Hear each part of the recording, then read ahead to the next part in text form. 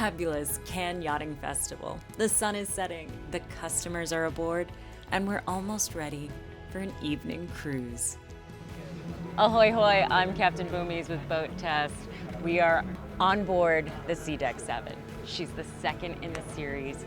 This is so special, and I don't know if you can hear that, but you're mostly hearing party noises. What you're not hearing is engine noises, and that's because she's got something very special going on. We'll talk about it soon. The most jaw-dropping part of this whole yacht is the fun island. This folds down and becomes a completely different space for all of my water and sea loving boaters out there. So from the aft deck, let's head on in. The main salon and all the interior finishes are done by a design group that has never done a yacht before, so it's gonna feel different. They are pioneers in the eco-tourism space and made sure that you feel like everything is very natural, everything feels very open, everything feels very organic. This feels like a rainforest to me with this wood, the way it's done. I totally trust Azimut when it comes to a helm layout. They always make it look very attractive, very user-friendly, and I promise you, these are some fabulously comfortable helm chairs. She does have the Volvo Penta system with the joystick, so you don't have to worry that your new electric engines are gonna surprise you. You're gonna have a super easy time docking this vessel. Down here is a control board, and it's all electronic. This is gonna take some learning and some getting used to, but when you buy something like this, they will teach you how to use it. Now I need to talk about something that's a little bit weird, and that is this helm is also the galley. And I don't know how I feel about that just yet. I think it's still an attractive galley. I love this window. I even like that a lot of times whoever's preparing food can't see forward, and it sure would be nice to have somebody here who could also be a lookout for me if I'm at this lower helm. Now let me tell you something that I'm obsessed with. These latches are everything. Oh, and they've given you espresso cups with perfectly cut out holders. This is so Azimut. Let's head below. The transition here to the overheads is geometric but interesting, and it sort of prepares you for what it's going to feel like below. In this layout drawing, you can see the master aft and the other cabins forward. Note the diagonal placement of the bed in the cabin.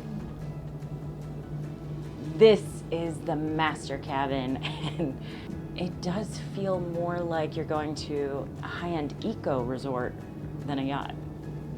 And this head, so not traditional yacht. As we head back forward, on the starboard side is a twin. Anytime you have the opposing stacks, I think it just makes it a little more dynamic, a little more interesting, a little more fun, and a little easier for the person up top to get in. I like that all of these are big, luxurious storage for a twin. On the port side, this double cabin includes storage overhead, a nightstand, and a TV that doubles as a mirror. Passing through this way is an ensuite head for this cabin. It also functions as the head for the twin room, so there's another access from here. This green is really a pretty choice for all of their sinks, and they've done full storage and a full mirror along here. Every one of these heads has fabulous indirect lighting along the top and underneath, as well as these recessed lights overhead.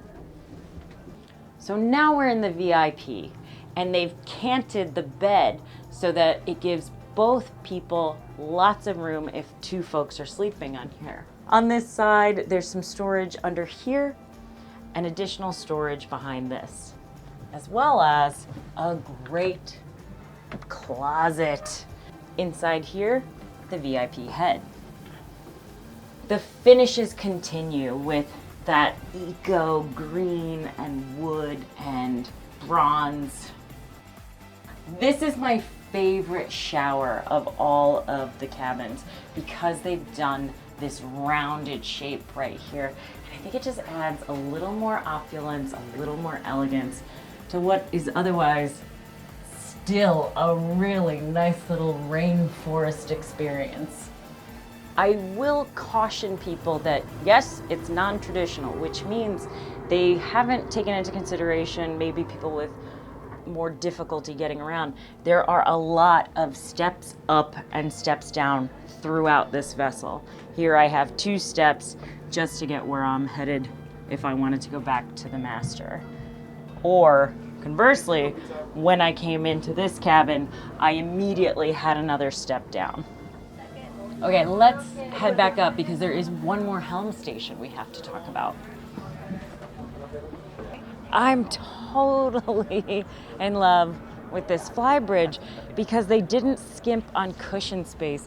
Sometimes the flybridge, they only give you like a little narrow place for you to be. This is luxe. There's a visual representation of when the propellers are engaged and when they're not. That makes a lot of sense for an electric drive because it's so quiet. You're not gonna have the same ka-chunk that you get with big diesels. So when he takes it out, these little propellers will turn off. Give him a minute. And now he puts them back on. If you're used to more traditional yacht design, this boat's gonna throw you for a loop. This doesn't look like Granddad's yacht. Instead, they're allowed to play a lot more, and I think that has to do with the fact that so many more people came to boating since the pandemic, and it's really changed what manufacturers are allowed to do because new ideas have come in, new people, all kinds of cool things.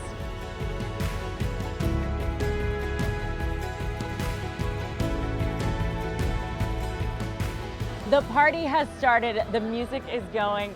I gotta finish this yacht show out right. Thank you so much for coming along. If you want more of this, please go to BoatTEST.com. I'm Captain Boomies.